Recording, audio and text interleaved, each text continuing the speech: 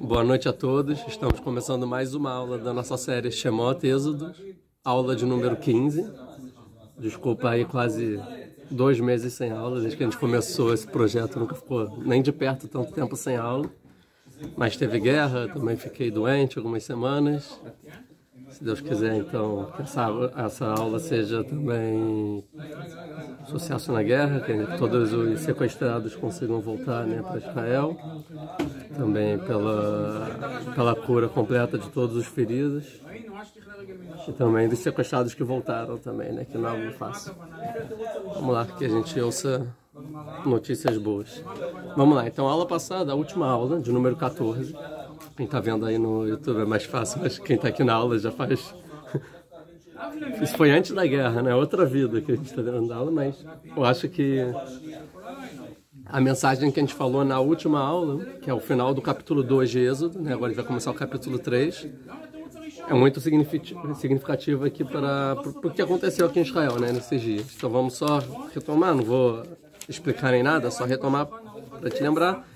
O capítulo 2 basicamente fala... O capítulo 1 fala, né, dos judeus que foram escravizados, depois até jogar no Nilo. Capítulo 2 começa a falar do nascimento de Moshe, certo? E depois o dia que Moshe mata o egípcio, depois que os judeus brigam, depois ele foge para Midian e acaba resolvendo morar em Midian. E no final, que a gente vai ler agora, que fala assim, capítulo 2, versículo 23, vai Bayamim Arabim Mahem, depois desses muitos dias, vai Amot Melech Mitzrayim, morreu o rei do Egito, Ve'anchu Bnei Israel Minavodá, vai Isaco, e descansaram, então, tiveram fôlego, né, os filhos de Israel, o Bnei Israel, do trabalho pesado, né, vai Isaco, e gritaram, Vatal Shavatam Elohim Minavodá, e subiu, então, esse Shavat, esse grito deles, para Deus por causa do trabalho. Vaishma Elohim et Nakatam, Deus ouviu então o gemido deles. Vaiskor Elohim et Brito, et Avraham, Yitzchak et Yaakov. Então Deus ele relembra, né, o seu pacto que ele fez com Avraham, Yitzchak e Yaakov, Abraão, Isaac e Jacó, os patriarcas. Vaiar Elohim et Ben Israel, e Deus viu os filhos de Israel, vai dar Elohim. Deus soube, a gente já falou isso, foi a aula passada, então quem estiver vendo e não lembra, vocês também depois retornem a aula passada que a gente falava sobre tudo isso. Mas a gente falou que no final tem 2 explicações, e uma delas é que é o grito mesmo, ou seja, que eles nem tinham força de rezar, né? Que quando gritou e Deus viu o gemido do sofrimento, aquilo então despertou Deus, e Deus lembrou então do pacto de Abraham, Yitzchak e Yaakov, dos patriarcas. E eu acho que e aí foi uma semana depois dessa aula, né, que teve a guerra e tudo mais, aí teve Sukkot. Isso, teve Sukkot, uma semana e meia depois dessa aula, e quando aconteceu, a gente soube tudo mais. Eu logo lembrei desses versículos, né? Que Deus ouviu o grito por causa do sofrimento, e aí Deus lembrou do pacto com os patriarcas, né? Então, faz desde o Holocausto, né? Que Israel, que os judeus, né, não gritam como houve naquele dia. Então, eu acho que talvez esse grito tenha, tipo, lembrar da misericórdia de Deus e o pacto que fez com os antepassados, e que isso se concretize, né, o mais rápido possível. Vamos lá, então agora começando a aula, a gente então vai para o capítulo 3. Vai começar um outro assunto. O Moshe Hayar Roet Sonitro. Então eu vou ler alguns versículos e depois a gente explica, tá? O Moshe Hayar Roet Sonitro. Então Moshe, ele era pastor do rebanho do Itró, em português Jetró, vou falar Itró, ou seja, que é o sogro, né? Ele casou com Tzipora, a filha dele. Como é em português? Zípora. Rotunó Cohen Midian. Então está explicando quem é o Itró. É Rotunó Cohen Midian, ou seja, que ele era então o Rotunó, o genro, o sogro, desculpa, o sogro. Não, Itró, o Rotunó, o seu sogro, o Cohen Midian, o sacerdote de Midian. Ou seja, está qualificando quem é o Itró, ou seja, fala o nome, Itró, Rotunó, Cohen Midian, né? Ou seja, 3 coisas. O nome, a relação familiar e o ofício, né? O carro que ele é o sacerdote de Midian. Vai Nahag etatzon achar midbar, e ele então, vai Nahag seria liderou, ou seja, pastorear, né, o rebanho achar midbar, atrás do deserto. Vai avó El Hara Elohim Horeva, e ele chegou até a montanha de Elohim, de Deus, do poderoso, sei lá, Horeva, que é o nome da montanha. A gente vai explicar tudo. Então ele vai até essa montanha, vai Iramalach Hashem, Elav, então aparece, né, ele vê um anjo de Deus para ele. Então Moshe vê um anjo de Deus. Belibataesh metochasne. E esse anjo, então, tá belibataesh, ou seja, dentro do fogo, na chama do fogo, como quiserem. Metochasne, dentro da sne. Sne aqui é um tipo de planta, de vegetação, mas seria um arbusto, né? A gente fala sarça, uma sarça. Ou seja, uma plantinha desprezível, pequenininha, que ninguém nota. Né? A princípio, tem outras pessoas, a gente vai ver. Então ele vê um anjo dentro de um fogo, dentro dessa plantinha, que a gente vai chamar de sarça, então, tá bom? Dentro da sarça. Vaiar vene asne boer baesh. Então ele olha e vê que essa sarça tá boer, tá queimando no fogo, incandescente, né? Vesne enei no calo. Porém, a sarça não está se consumindo, ou seja, ela não está sendo destruída pelo fogo, né? Queimada nem nada disso. Ou seja, ela queima, mas se mantém inteira. Vai homem Moshe Assura na vereta Maria Gadolazé. Falei, eu vou me desviar para lá, a princípio eu vou para lá, que eu quero ver essa maré, como é? Como você dizer? Essa visão boa, grande, essa aparição, essa que eu estou vendo, essa grande aparição, Madua Loiva, assim, porque não está consumindo, não está queimando a sarça, que é o que ele ficou entregado. Vaiar Hashem, que sar lirot. E quando Deus vê então que ele sar lirot, que ele foi lá se desviar para ver, vai cair lá. Então Deus chama Moshe, né? Vai cair lá Elohim toca assim, então chama Deus de dentro da sarça. Vai Omer, ele fala Moshe, Moshe. Vai Omer Enei, fala Moshe, Moshe. Chama ele duas vezes, Moisés, Moisés. Aí fala, estou aqui. Assim como Abraham, né? Enei é um padrão. 5. Vai Omer, atikravalom, shanalecha meldraglecha. Então Deus falou, não se aproxime, agora, assim, né? Não, como está traduzido aí, não se aproxime, como traduz a palavra lá? Para cá, isso, não venha para cá. Tire o seu sapato do seu pé, ou seja, descalce o sapato. Que a makom asher ata omed alav admat kodesh hu, porque o lugar que você está de pé, sobre ele, é uma terra consagrada, né? Santa, como se traduz coloquialmente, é um lugar consagrado, santificado. 6. Vai Omer anochi Eloi avich. Então aí Deus, e aí finalmente então Deus vai aparecer e vai falar para Moshe. E falou: Anochi Eloi avich. Eu sou a força do seu pai, Eloi Avraham, a força do Avraham, Eloi Yitzhak, Eloi Yaakov, a força de Yitzhak e Yaakov. Vai sater Moshe panav. E Moshe então oculta a sua face.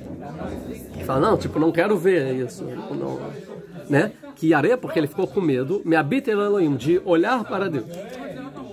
Ele tem um medo. Vai Omer Hashem, então falou Deus, eu ouvi o sofrimento, a aflição do meu povo que está no Egito, e o grito deles eu ouvi perante os seus algozes, que porque eu conheci as suas dores. Então eu descerei Leatziló para salvar, Miad Mitzrayim, para salvar perante os egípcios, ou seja, o povo de Israel, o Lealotó Minaretz, e levar eles da terra, para a terra, aí Eleretz Atovar Rechavai, Eleretz Zavat Halav Udvash, para a terra boa e farta, né, alguma coisa assim, para a terra que emana leite e mel, El Makom Aknani, que é o lugar dos cananeus, os reteus, os emoreus, os fariseus, os riveus e os jevuseus. Ou seja, que a terra de Israel, que Deus fez o pacto com Avraham, Yitzhak e Yaakov.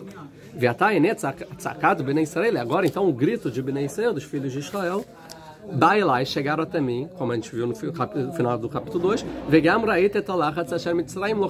eu também estou vendo a pressão que os egípcios estão pressionando eles. Então agora vai lá e eu vou te enviar numa missão para o faraó, para tirar o meu povo do Egito. Então, essa é a mensagem de Deus. Depois tem a resposta, tem a réplica, a tréplica, né? Vai ter o capítulo 3 e 4, é a conversa entre Moshe e Deus, né? Toda uma conversa longa. Mas aqui então Deus tem uma visão.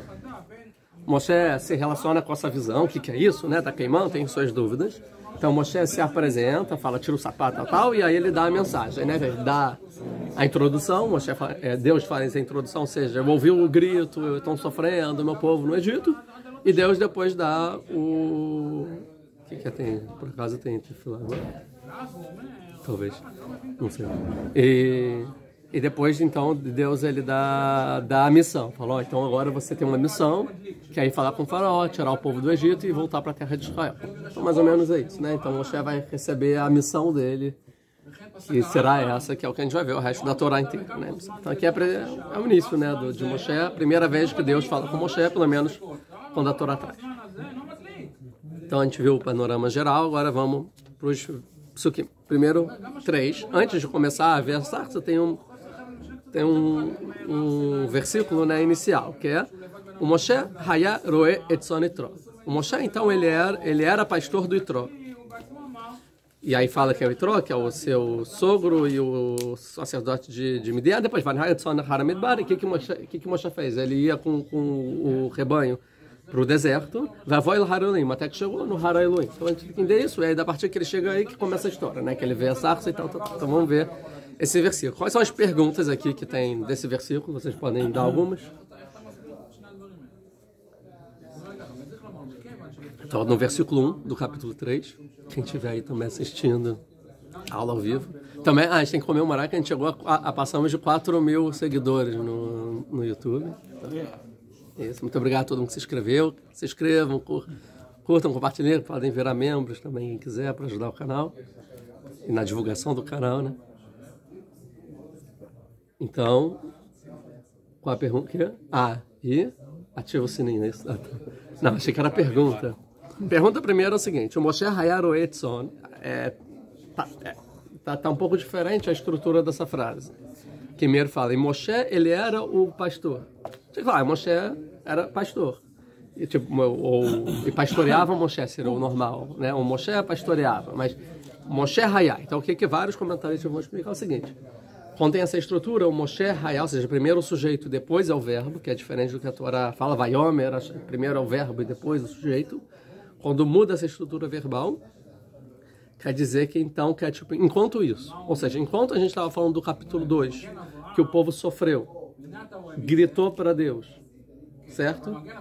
E Deus ouviu, enquanto eles gritavam e Deus ouviu a reza, Moshe era pastor do Yitro.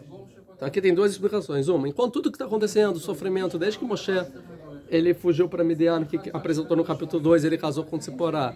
Desde então, ele era pastor do Yitro.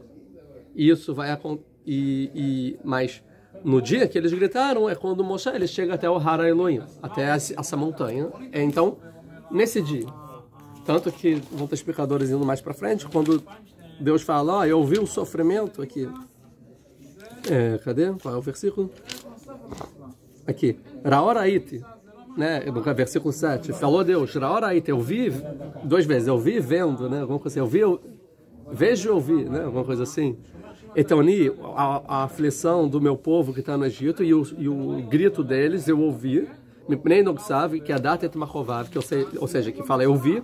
Vários comentários assim, eu vi agora, ou seja, eles estão gritando agora. Ou seja, enquanto eles estavam rezando ou gritando para Deus, esse diálogo no mesmo segundo estava ocorrendo, entendeu? Ou um segundo depois. Ou seja, não é que Deus ele tarda em ouvir. Eles gritaram, Deus falou com Moshe no mesmo segundo. Ou seja, enquanto eles estavam indo para gritar, enquanto isso, Moshe estava com o rebanho no deserto, chegando até a montanha, vendo a sarça, e aí quando eles gritam, Deus fala com Moshe, simultaneamente. Seria uma explicação, então. Então, 2 explicações. Uma, naquele instante exato. E outra explicação é, durante todo esse tempo, Moshe fazia isso. Até que chegou nesse instante da história e aconteceu o que aconteceu. Entendeu? Mais ou menos isso. Então, Moshe, sempre, desde que foi para Midian, ele era o pastor do rebanho do Yitro. Então, tem a pergunta, por que ele escolheu o ofício de pastor? Por que é importante dizer que ele era pastor? Isso é uma pergunta. E, obviamente, claro, a gente já faz as nossas conexões. Todo profeta é pastor, né? Abraham era pastor, Jacob era pastor, Yitzhak, agricultor, exatamente. Onde está escrito que ele era pastor? Vamos lembrar. Não lembro, eu não estou lembrando, porque fala claramente ele com paz, assim, com plantação, né? Que Meacharem, que cresceu 100 vezes. Mas Os filhos do Yaakov também pastores. O Yosef também fala que ele era o pastor, 2 irmãos no início, né? Embora depois vá para a agricultura no Egito. O rei Davi, por aí vai, né? Então, o rei Saul está procurando o rebanho do pai, por aí vai, né? Então, os profetas de forma geral são pastores. E Moshe, então, é o pastor, Hayaro Etzon, né? Então, tem que entender o que o pastor tem a ver com isso, tá? Outra coisa é que o rebanho ele não era o pastor da ovelha dele. Ele não era o dono do próprio rebanho. E sim, ele trabalhava para alguém. Trabalhava para o seu sogro, para o Itró, para o seu sogro, para o sacerdote de Midian. Então tem que entender porque foi trazer 3 qualificações, 3 adjetivos, né, para essa pessoa que era o dono do rebanho dele. Você falou que é Itró, já entendi. Porque precisa dizer que é Rotnon, que é o seu sogro. Eu já sabia que ele era sogro. Você fala que é o sogro, já sei que é o Itró, né? E com a Midian já foi dito também, que ele é sacerdote de Midian. Então isso também tem que ser entendido. Vai na de Zola Haramidbar. E outra questão, ele né, pastava o rebanho a Haramidbar. O que é a Haramidbar? Depois do deserto. O que quer dizer isso? Que era no deserto? Ou era atrás do deserto? Ele ia de propósito para o deserto ou ele ia para trás do deserto? O que é esse Haramidbar? Entende a pergunta? E 2. Por que Moshe ia com o rebanho lá? Porque o rebanho, antes você vai com o rebanho, não para o deserto. Vai para uma terra habitada, com pasto e tal. Então, o que está fazendo no deserto, ou o que seria depois do deserto, tá? E ele chegou até o Hara Elohim, na montanha de Deus. E a pergunta é, que montanha é essa? Porque essa montanha tem esse nome. Horeva, mas não é o nome, porque depois está escrito Horeva. Horeva é o nome da montanha. Né? Horeva. Então, por que a montanha tem esse nome? Porque foi chamada a montanha de Deus. São as perguntas do primeiro versículo. Então, vamos para as respostas. Primeiro, vamos começar com o Rashi. O Rashi vai trazer alguns midrashim e vai falar o seguinte: o que é atrás do deserto? Que foi a pergunta que a gente fez. O que é que ele ia atrás do deserto? Falou o Rashi. Ele procurava ir com o rebanho justamente para o deserto. Mas não é normal ir no deserto com rebanho. Rebanho precisa de verde, precisa para lugares habitáveis, e não... O que é o deserto? A princípio, o deserto é um lugar que não chove. Se não chove, não tem pasto. Se não tem pasto, não é um lugar bom para o rebanho. Então, porque ele queria se afastar do roubo. Como ele não tem propriedade de terra, Moshe, então qualquer lugar verde de pasto é propriedade de alguém. E os rebanhos não pensam, isso aqui tem dono, não vou, né? Que ele vê e come. Então Moshe ia para os lugares que não eram de propriedade de ninguém, que para se afastar de roubar. A gente está numa época que ainda não existiam os cercamentos também, então as terras não eram também delimitadas visivelmente para o pasto, para o rebanho não passar. Então ele ia para o deserto. Falava, lá eu sei que não é de ninguém. Ou seja, que ele se empenhava em não roubar de todas as formas. A gente vê um pouco parecido com Avraham, né, com o rebanho. Também, que é a briga com os pastores de Lot. A gente viu isso. Então seria a explicação do Rashi. Tá? E ele vai explicar o que é o Hara Ha-Elohim, porque tem esse nome, a montanha de Deus. Explica então o Rashi. Então é o seguinte, e aí vão ser vários que vão explicar a mesma coisa, que na verdade, que montanha é essa? Essa montanha é o que a gente vai chamar de Har Sinai, a montanha do Sinai, que é onde o povo no futuro vai receber os 10 mandamentos. Vai ter a aparição, né, a outorga da Torá, Deus vai aparecer para o povo todo e tudo mais. Então, mas calma aí, então é a montanha que, quando tem os 10 mandamentos, está escrito, e falou Deus, com o nome Elohim, todas essas palavras. Então é a montanha do Elohim, quer dizer o seguinte, que é pelo nome do futuro. Ou seja, no futuro, essa montanha que é Horev, vai ser a montanha que Deus vai se revelar para o povo. Mas isso é antes, como Moshe sabe. Não é antes, porque Moshe escreve a Torá depois da entrega da Torá, dos 10 mandamentos. Então, quando Moshe escreveu, ele já botou pro Hara, o que hoje é Hara Elohim, que na época é Horev, é a montanha de Horev. Ou seja, pelo nome do futuro. Ou seja, ainda não é Hara Elohim, o que será no futuro Hara Elohim. Entendeu? Então, essa explicação. Diante dessa explicação, a gente pode começar a entender o seguinte, é interessante, que é a primeira aparição que Deus tem para Moshe, que é muito significativa, é uma aparição aonde Deus vai aparecer para o povo inteiro. Certo? Ou seja, onde Moshe vai ter a missão, e vai ser claramente, depois ele vai dizer, e depois você vai ter que trazer o povo para este local. Este local é o Monte Sinai, onde vai entregar a Torá. Então, enquanto Moshe está tendo uma conexão com Deus, está tendo uma profecia e se conectando com Deus, é o mesmo lugar onde o povo todo vai ter a maior profecia e conexão com Deus. É como se fosse que Moshe representa o povo todo aqui também, de alguma forma. Historicamente, o que está acontecendo agora com Moshe, que ele vai caminhar atrás do deserto. O povo no futuro vai caminhar atrás do deserto em direção a Har Elohim, a montanha de Deus, que é a montanha de Sinai, certo?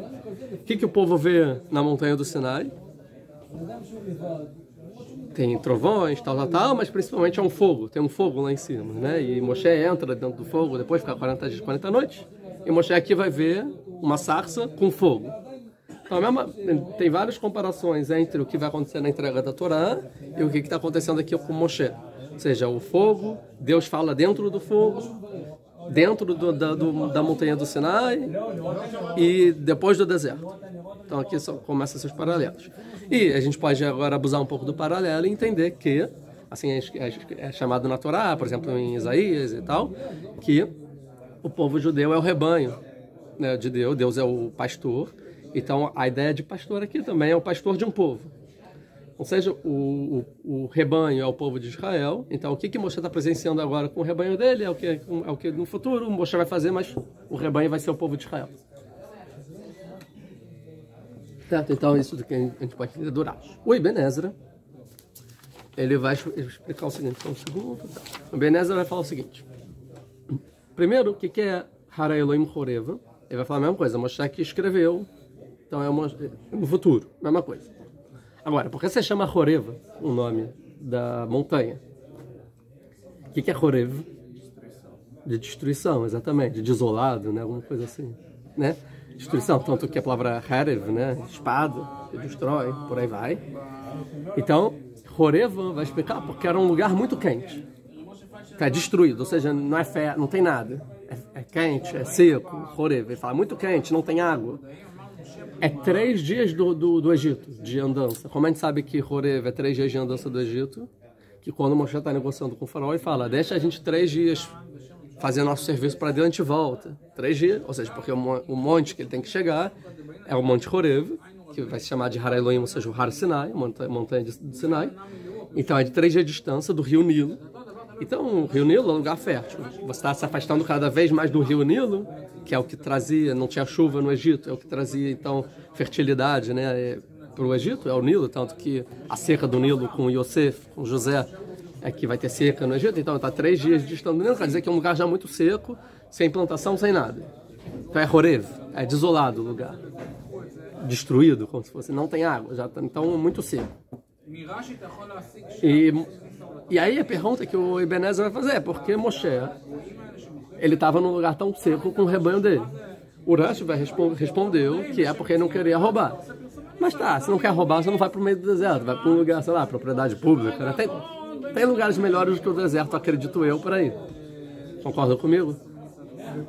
Então Ibn Ezra vai falar outra resposta. Qual é a resposta dele? Ele vai falar o seguinte, não, é o seguinte, que Moshe tinha medo do faraó, que o faraó estava perseguindo ele todo esse tempo. Certo? Então o faraó perseguia, quem estava com decreto de morte, procura-se, né? Procurado, vale dinheiro, matar Moshe, tudo mais. Então o Moshe, ele concordou em ser o Etzon, ou seja, é pastor para o Itró, certo? E ele ficava no deserto para as pessoas não verem ele.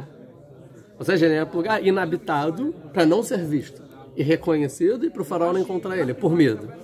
Então por isso ele estava no deserto, que é um lugar incomum de estar e porque ele era pastor, porque é um trabalho simples, então, tipo, não é que ele é príncipe, um professor, ou não sei o que lá, alguém de destaque. É um pastor que fica no meio do deserto, ninguém vai ver, e lá é como se fosse ele estava como fugitivo e se escondendo do faraó. Tá? É uma boa explicação. Vão ter outros comentaristas que vão discordar do Ibn Ezra, porque vão falar o seguinte, o Moshe não era medroso. Você acha que o Moshe tá com medo do faraó a ponto de ficar no meio do deserto, tal? Claro que não. Tanto que a coragem é um dos atributos que você precisa para um líder ou para um profeta. A gente vai ver isso daqui a pouco. Por outro lado, o que Deus vai falar para Moshe no diálogo é tipo, fica tranquilo, volta, porque quem está te perseguindo já morreu. Ou seja, quer dizer que era uma preocupação. Então tem esses dois lados. Quanto Moshe tinha medo do faraó, o Ibn Ezra vai falar tinha medo pra caramba e ficava no meio do deserto, sendo um trabalho mais simplório que ninguém vai perceber. Então essa explicação do... E aí, vocês estão com Rashi ou com Ibn Ezra? E aí comentem aqui, Rashi ou Ibn Ezra? Não querem palpitar, tá bom. Agora, a gente vai pro Rav Abravaner. E o Rav Abravaner, deixa eu ver a ordem que eu faço aqui. Tá. Ele vai começar um questionamento interessante. Que ele vai explicar o seguinte. Nessa frase, nesse versículo, a gente aprende 4 coisas importantes. Tá? E ele vai começar a entrar então nas características de Moshe. E a gente vai entender isso. Então é o seguinte, Moshe aqui, ele pela primeira vez pelo menos escrito na Torá, ele vai ter profecia, certo? Até então ele não era profeta. A gente já viu algumas aulas atrás que o Maimônides escreve no livro Moreh Nevuchim, Guia dos Perplexos, que desde que Moshe matou o egípcio, ele alcançou o que é o título, botei polêmico, né? Que é o Espírito Santo, né? O que é o Espírito Santo? O nome da aula, que é o Ruach HaKodesh, que não é profecia, a gente explicou na aula, que desde que ele matou o egípcio, ele já tinha o Ruach HaKodesh, e desde então ele nunca esse Ruach HaKodesh abandonou Moshe para o resto da vida.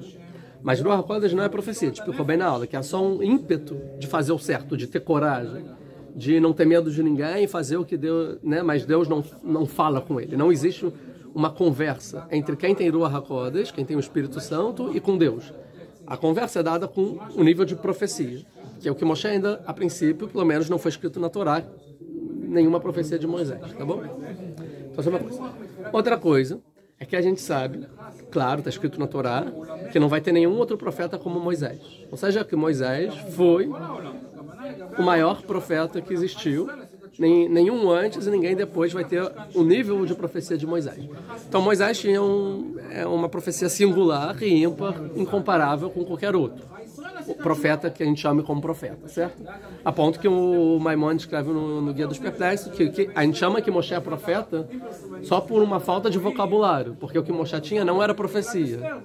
Porque o que profecia é o que os outros profetas têm. O que Moshe tem é uma coisa além. Como a gente não sabe o que é, não consegue entender, a gente chama também de profecia, mas só por falta de palavra, porque é algo muito superior à profecia. Assim fala o Maimônides.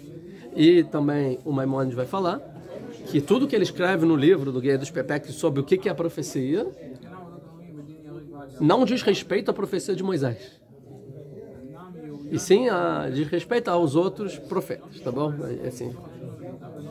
Então a gente entende que Moshe ele tem uma profecia singular, muito mais elevada, o que a gente vai chamar de profecia perfeita, e os outros é a profecia imperfeita, tá? Que vão ter diferença, a gente já vai ver entre a profecia perfeita e a imperfeita. A pergunta é, Moshe sempre teve essa profecia perfeita? Ou isso passa a se dar em algum momento da história?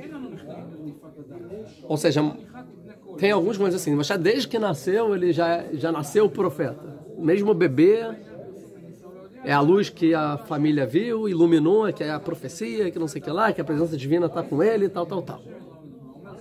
Tem outros que vão dizer, não. Existe uma iniciação de Moshe e Moshe vai aprendendo com a vida. Então, em algum momento ele chega nessa profecia perfeita. Quando que ele chega nessa profecia perfeita? A pergunta agora, nessa profecia que a gente vai ver, ele já tem essa profecia perfeita? Ou ainda não? Isso é uma pergunta, muitas discussões. A princípio eu já vou dizer, eu acho que não.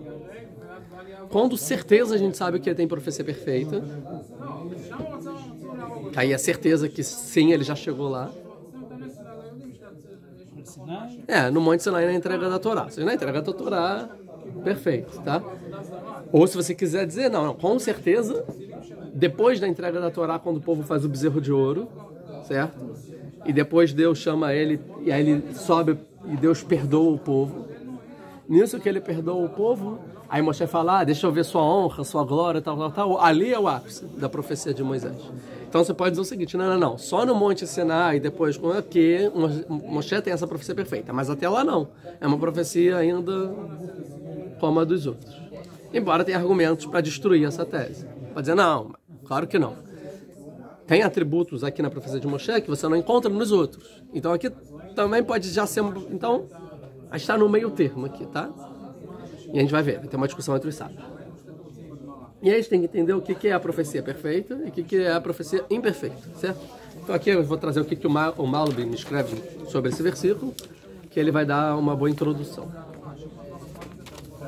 Ele vai falar o seguinte: existe então a diferença entre a profecia de Moshe e dos outros profetas. E depois, baseado nessa diferença, você pode ver nesse diálogo o que tem e o que não tem, né, dos requisitos. Então ele vai dizer 5 coisas.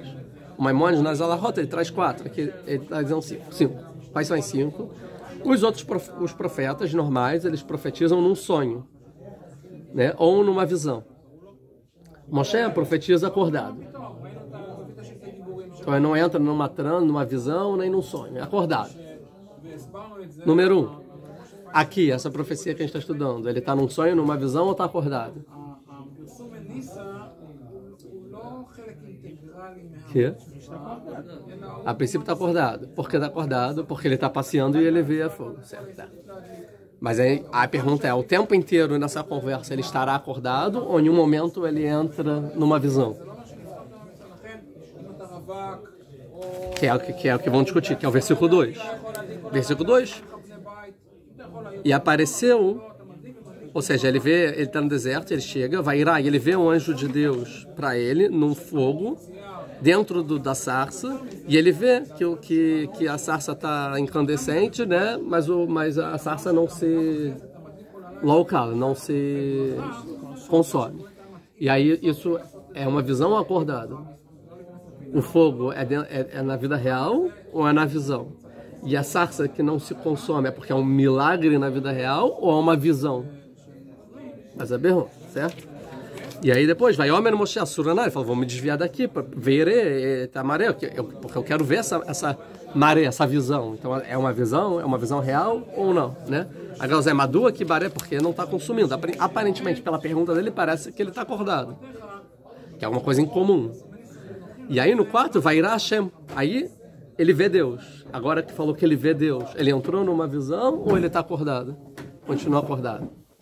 Que sale, não, vai Irá Hashem, que sale Lor Vekrai, lá Velokim. E Deus chama ele. Esse não é Moshe Moshe. Ele fala Moshe Moshe. Então talvez daqui que ele chama Moshe Moshe começa então a visão. Entendeu? Então é complicado. Essa é uma pergunta. Então esse é o número 1. Número 2. Então isso, os outros eram um sonho ou numa visão, Moshe acordado. 2. Os outros profetas, quando profetizaram, eles sentiam medo, tremor e perdiam todas as forças do corpo. Ficavam fracos, né? Enfraquecidos. Porém, Moshe profetizava acordado, de pé, utilizando todos os seus sentidos. Você já estava pleno lá, em pé, acordado, com força.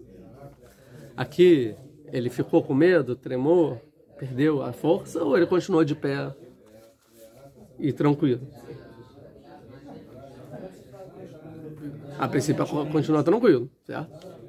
Embora ele fale, não, ele não quer ver Deus e tal, mas não está dizendo que ele ficou... Ele temeu ver Deus, então talvez aqui teve... Mas fala, tira o sapato, quer dizer que ele está em pé. Né? Então, tá. 3. Profetizavam com visões e imagens. Então todos os profetas têm visões e imagens dentro do conteúdo da profecia, pois a profecia vinha por meio da força imaginativa, ou seja, através da imaginação, igual que a gente tem num sonho parecido, tem uma imaginação, a gente vê imagens, e a partir daí a gente retira os significados dessas visões e dessas imagens, certo? Porém, Moshe tinha profecia que vinha da força racional e não da imaginação, sem interferência da força imaginativa. Por isso ele não via nenhuma imagem, nenhuma visão no sonho dele, na profecia dele. Ou seja, então, quando todos os profetas assim, e eu vi uma coisa que aconteceu, tipo agora na Parashá, né? E Yaakov, por exemplo, Jacó, ele viu uma escada com anjos que subiam até são imagens, né? E depois ele teme muito, fala que temível esse lugar, né? Eu não sabia que era o portão, fica com medo. Moshe não apresenta esse medo. E aqui tem imagem, tem visão nesse sonho, nessa profecia? Tem. A sarça queimando e não se consumindo. É aqui uma imagem, certo? Quando que a gente vai ver uma profecia de Moisés, Moshe, que não tem imagem nem visão, é totalmente racional? o resto da Torá toda. E disse Deus para Moshe, tal, tal, tal, tal, tal, tal, tal, tal, tal. Não é que... E Moshe viu uma coisa e daí ele falou, então quer dizer tal coisa. Não, e Deus falou para Moshe, saiam do Egito. É racional, é uma comunicação direta. E não através de uma imagem, que através dessa imagem você entende o que está querendo ser comunicado. Então aqui sim tem imagens ainda, tem visões, alegorias, melhor palavra, alegoria. É uma alegoria para trazer o significado. Tanto que Deus não dá necessariamente o significado dessa visão da sarça, né? O que significa que a sarça está consumindo, está pegando fogo e não está se consumindo? Fica em aberto.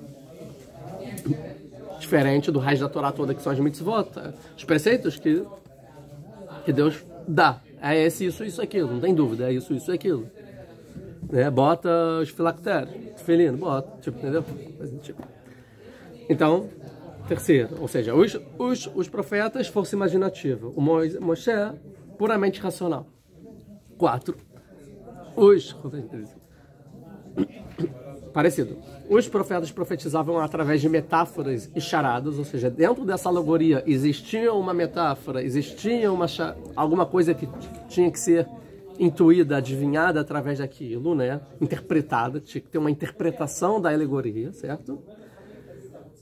Por isso a profecia deles era um pouco ocultas, com significados obscuros, enquanto Moshe profetizava sem nenhuma metáfora ou charada, ou seja, o conteúdo era direto, justamente por vir da racionalidade. Então, outro. E 5, os profetas profetizavam por intermédio de um anjo. Então todo mundo tinha um intermédio de um anjo, e Moshe face a face, sem a interferência de um anjo, sem um intermediário, como um anjo como intermediário nessa profecia. E aí, nessa profecia tem anjo ou não tem anjo? Tem anjo.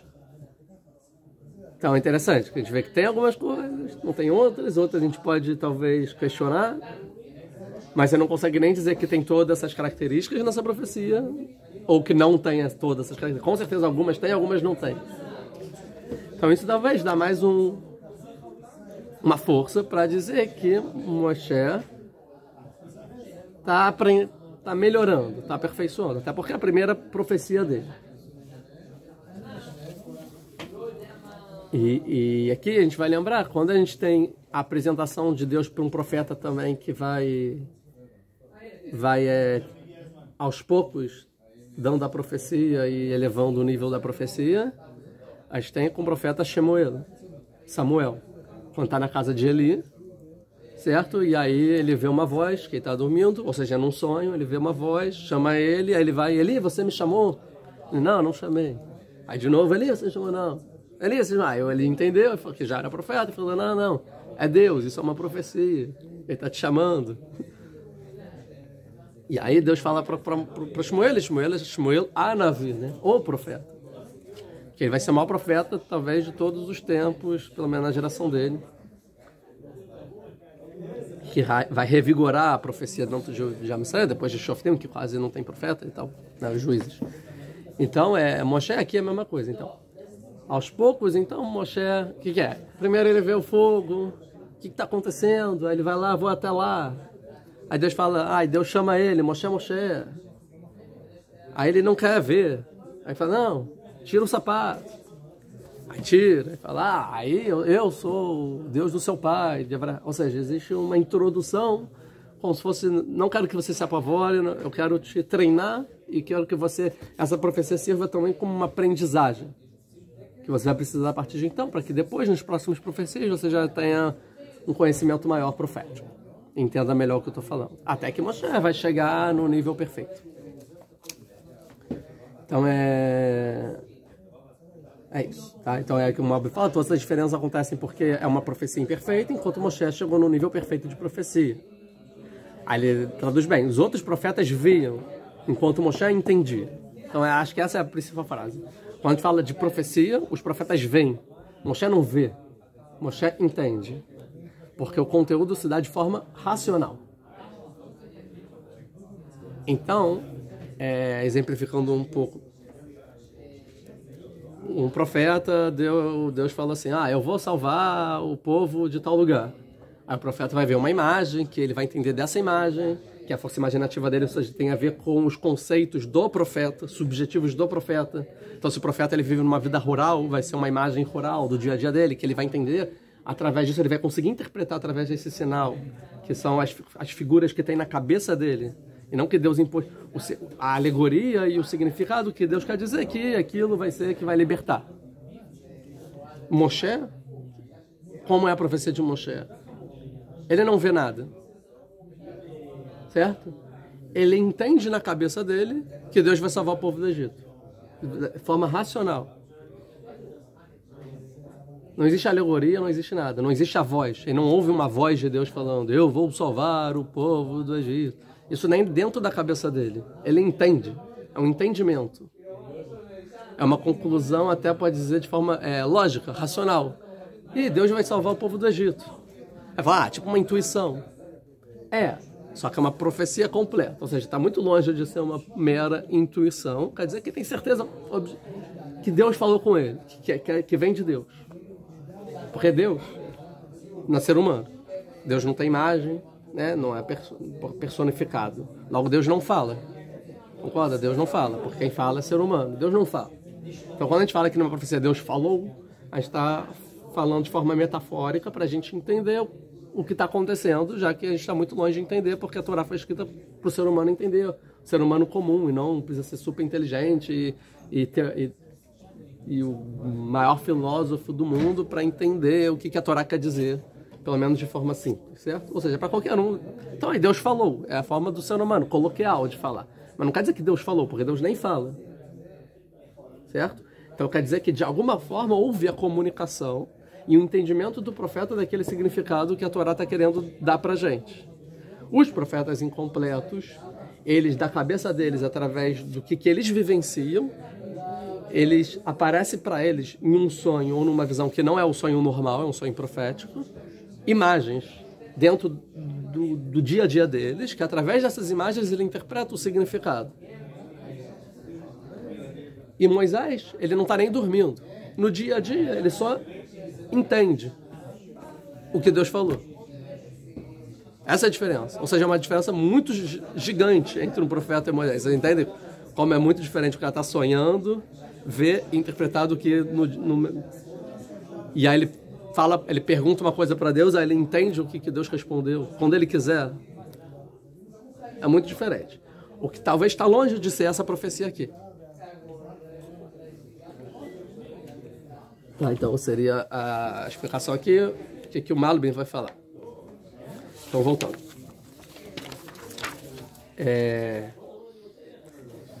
Quem não estiver entendendo no vídeo, comentem aqui, eu vou tentar explicar se alguém não entendeu. E se entenderem também, porque é bom. Entendi, deu para entender, né? Pra ver se tá bom. Vamos lá. Então, sobre essa explicação, a gente vai ver no Talmud que fala que um profeta, agora não estou falando do Moshe, estou falando de um profeta comum. Para ser profeta, ele tem que ter 3 características. Qual é?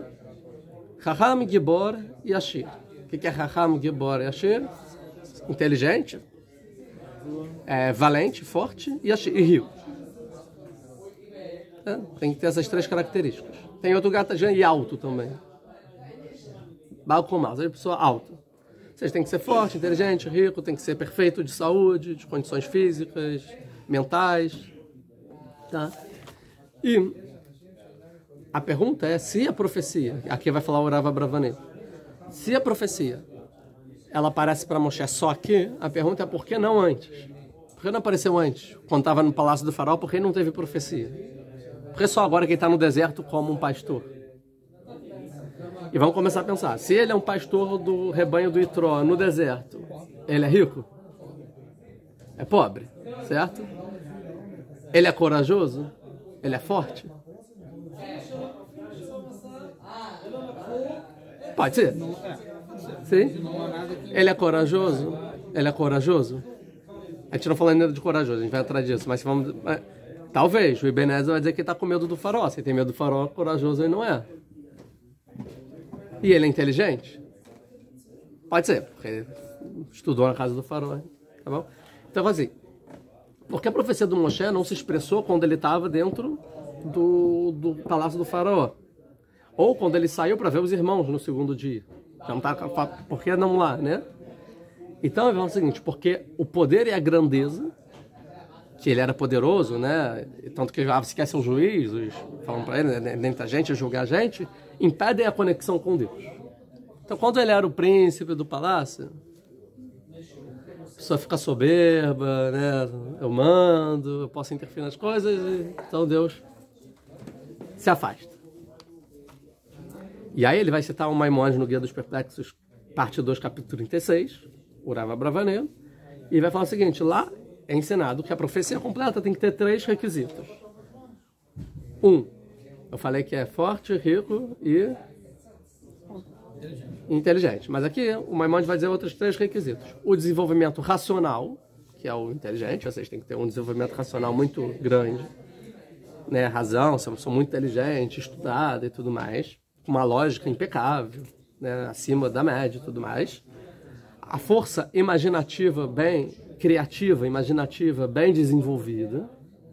Então, tanto porque a profecia através da imaginação de todos os profetas, tirando o Moshe, a gente está falando dos outros profetas, então tem que ser uma pessoa também que não é só o cara livre, mas ele tem um quê para as artes, para a imaginação, né? É além do normal também, essa imaginação, essa criação, essa criatividade dentro da pessoa, certo? E a plenitude nas virtudes, tem que ter virtudes perfeitas, completas, equilibradas. Então a pessoa tem que ser inteligente, artística e virtuosa. São as 3 coisas que um profeta precisa, certo? Então ele vai continuar. O Rav vai falar o seguinte: e o Maimônides fala, o que afasta a pessoa da profecia? Isso é o que faz a pessoa se aproximar da profecia. Ou a conexão com Deus, traduzindo. O que afasta? 2 coisas. Não, óbvio, se não é inteligente, já não tem. Não, tô falando, se a pessoa tem essas 3 coisas, mas o que afasta de conseguir essas 3 coisas, ou de, mesmo com essas 3 coisas, não ter conexão com Deus? O enfraquecimento do pensamento. Mas o que é o enfraquecimento do pensamento? Que se dá através dos prazeres materiais. E o desejo pelo poder, pela grandeza, pela honra. Então essas 2 coisas enfraquecem o pensamento, então não vai rolar. Então, se a pessoa ela é ligada aos prazeres materiais, o que interessa a ela? É comer uma comida boa, é morar numa casa bonita, é falar, sei lá, uma esposa ou um marido. Óbvio que isso tudo é digno, tá? Mas se é isso que move a pessoa, são os prazeres materiais, que a pessoa está pensando, qual vai ser? Eu vou na churrascaria, nem tem churrascaria aqui, mas na segunda, o cara fica pensando, né, vai ter uma festa, vai ter um brigadeiro gostoso, qual vai ser a comida do Shabat? Vou comer tal coisa. Se é isso que a pessoa pensa, ela não vai chegar na conexão com Deus. Quem chega na conexão com Deus, o tempo inteiro, ela quer a conexão com Deus. É pensando, entendendo, racionando, entendendo o mundo inteiro, a sabedoria, as ciências, como funciona o mundo, a metafísica e a imaginação. Aí ela chega. Mas se ela está pensando nos prazeres e no dia a dia, em dinheiro, não sei o que lá, tal. Tanto que a gente fala, né, no Pirkei Avot, que o comerciante não é inteligente, ou seja, porque está toda hora pensando como ganhar dinheiro. Então não vai pensar na conexão com Deus. Então, tanto os prazeres materiais, que são dignos, em certa proporção, mas não é o que vai levar a ser um profeta, entendeu? Aí não. Ou seja, os prazeres materiais e as honrarias, a grandeza e o poder, isso afasta a pessoa de ser um profeta. Logo, Moshe, enquanto estava no palácio do faraó, ele tinha um pouco de afastamento para conseguir chegar no nível que ele chega depois. Isso é o que vai falar o Rav Abravanel, entendeu? Por isso, a Torá vai falar que Moshe era roetzon, ele era pastor. E a gente pode entender que vários eram pastores. Por quê? O pastor, ele anda no deserto sozinho. Então ele se afasta do poder. Ele não quer honrarias, o pastor. Ele é uma pessoa simples. Se ele está lá com o rebanho, também não deve ser das pessoas dos mais prazeres materiais que quer. Tá lá no dia todo com o rebanho, tal. Fora que a pessoa, para ser pastor, tem que fazer atividade física, né, com o rebanho e tal, cuidar, ficar lá no sol, não sei o que lá, tal. Deve ser uma pessoa forte. Ela tem muito tempo para ficar pensando sobre o que ele quiser. Logo, se a pessoa é virtuoso, ele consegue pensar sobre Deus, pode ficar imaginando coisas, ou seja, tem uma criação, uma imaginação fértil, que é um lugar propício, né? Se a pessoa tiver essa aptidão, vamos dizer assim. E também, através de como você se comporta com o rebanho, você pode trabalhar suas virtudes. De piedade, de paciência, de bondade, tal. Proteger o rebanho dos animais, né, que vão atacar. Então, tem uma coragem, existe... Ou seja, por isso que é uma boa profissão, que vários saíram profetas desse ofício. Então, Moshe, quando era do palácio, o queridinho do faraó, ele não teve essa profecia. Fala o Rav Abraham, por isso que eu vou ver se fala, ele era o Roetzon, ele era pastor. Então a gente entende, porque então Moshe era pastor e vários outros profetas eram pastores, o rei Davi, por exemplo, né? Também. Número 1. Aí ele vai trazer aqui, o Midrash vai falar assim, Hashem Tzadik Ivchan, está escrito em Salmos 1:5. O justo, Deus testa os justos. E aí o que o Rav Abraham vai interpretar? Ele testa com o rebanho. Ou seja, vai ser pastor, vai cuidar, e vamos ver. E aí fala o seguinte, o Midrash, ele viu que Davi era um bom pastor e que Moshe era um pastor piedoso, misericordioso, e ele falou, eu juro que você será pastor do meu povo. Se você é um bom pastor, então você pode ser pastor do meu povo. Também os patriarcas eram pastores, né? Então quem é competente nesse ofício pode ser competente para liderar o povo inteiro. Então assim, através de sendo pastor, Moshe consegue chegar no Hara Elohim. E quando a gente fala agora Hara Elohim, é numa forma um pouco figurativa. Ou seja, que é a conexão com Deus. No Har, que no futuro, Elohim vai falar com ele. Que é pelo nome do futuro. Essa é a explicação. Depois, isso é a primeira coisa que a gente aprende. A segunda coisa que a gente aprende é o seguinte. É que a gente falou, que a presença divina, a pessoa tem que ser inteligente, forte e rico. O que é inteligente, o que é forte e o que é rico? Então a gente poderia pensar o seguinte, é o que fala na Ética dos Pais, capítulo 4, Mishnah 1. Que fala, quem é o rico está satisfeito com o que tem. Então a pessoa está satisfeita com o que tem, é rico. O pastor está satisfeito com o que tem. Quem é o forte? Quem controla os seus instintos. Ou seja, é o virtuoso. A pessoa que é virtuosa, que tem as virtudes equilibradas, é o forte. E não necessariamente precisa ser marombeiro, né? E tal. Então, forte, a gente falou, forte, rico, e quem é o inteligente? Inteligente, certo? Então aqui, se a gente pegar pelas três coisas, Moshe entra nos requisitos, certo? Ele fala que, ou seja, o que é o virtuoso? Ele fala que é a pessoa que diminui os prazeres materiais e as honrarias, é o virtuoso, é o forte. A força está nos prazeres materiais, em resistir aos prazeres materiais, né? Ou as honrarias e o poder e tudo mais, né? A força de controlar os instintos e tal. Mas, o Rav Abraham fala, não, mas no Talmud está escrito que o rico é rico literal, é gente rico. Não tem a ver com Pirkei Avot. Essa ideia ele joga para lá. Não é isso, é rico. Agora, porque a pessoa tem que ser rica, então, para ser profeta. Isso vai um pouco contra o que a gente falou antes, né? Que a pessoa não pode ter prazeres. Não, a pessoa pode ser rica e não ter prazer, né? Sei lá.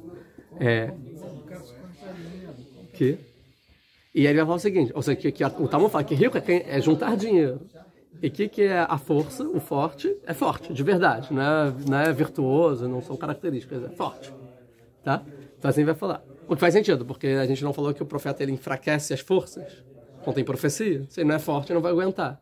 Então ele não vai conseguir ter a profecia. Tem que ser forte, para resistir. Faz sentido. E o rico faz sentido também, porque a pessoa tem que ser rica, quer dizer que a pessoa tem que ser importante. Por que Deus vai dar uma mensagem para alguém falar para todo mundo, se essa pessoa não é benquista na sociedade, ninguém vai ouvir o que ela vai falar? A pessoa fala, eu vi Deus, Deus falou outra coisa, valeu, tchau.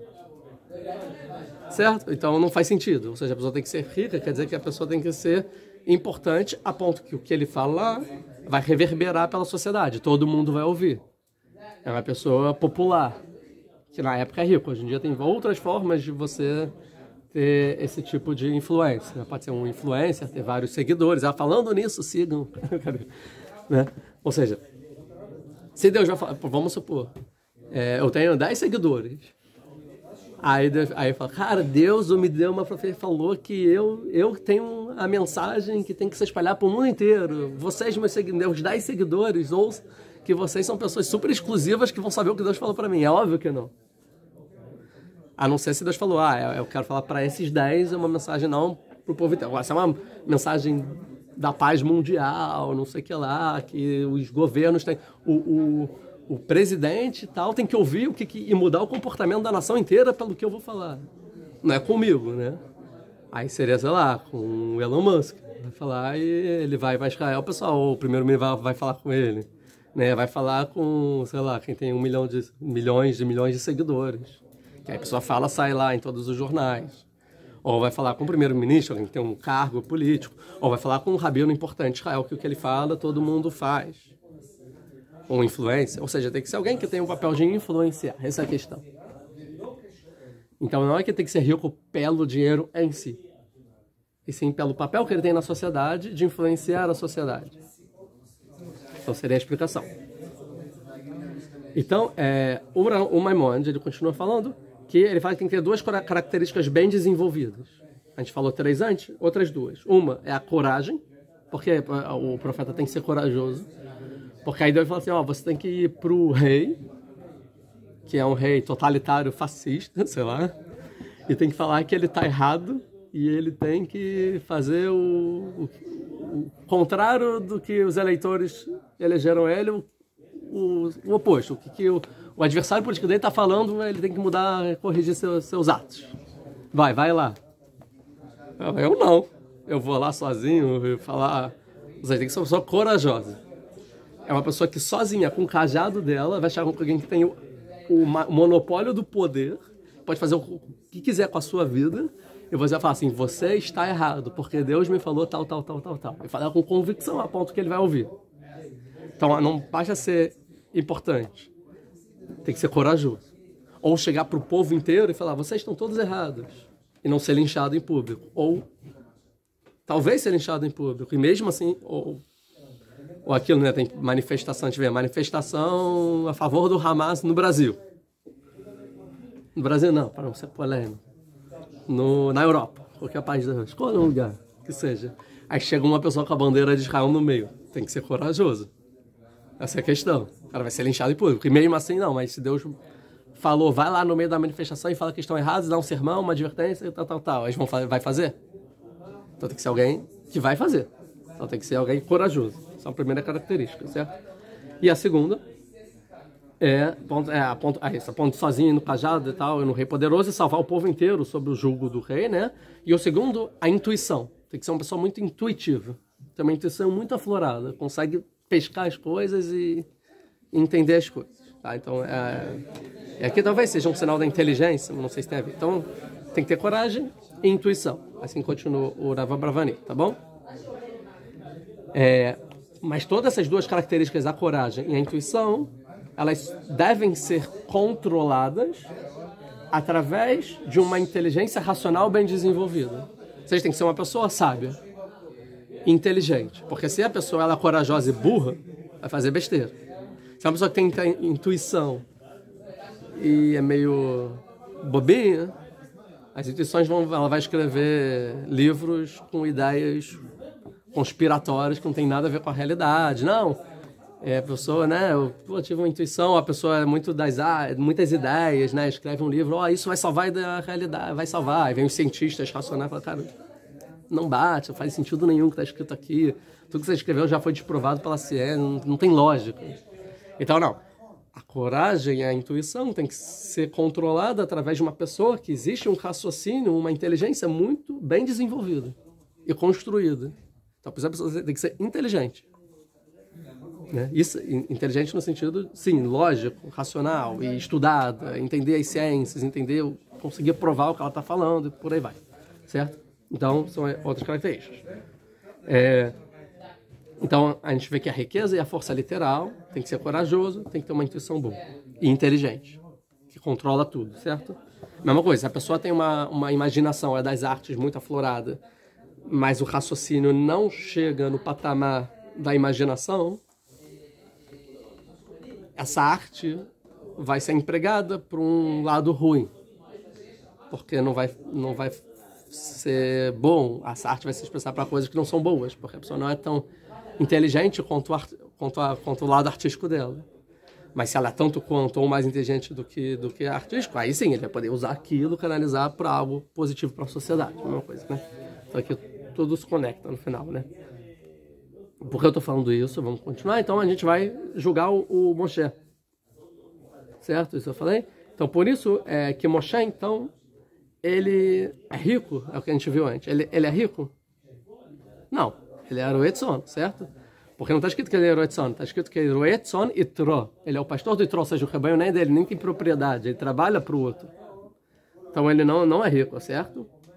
Porém, a gente viu que não precisa ser rico, que ele precisa ser influente. Quando ele chegar no Egito, ele é muito influente. Todo mundo, tanto que o povo ouve. Por quê? Porque ele era do palácio do faraó. Então, por isso que Moshe, a Torá fala que ele é rico, mas ele está no deserto, ele é pastor, né? Que a princípio seria um impedimento para a profecia, mas ele vai ser recebido pelo povo mesmo assim. Então não é um impedimento, tá?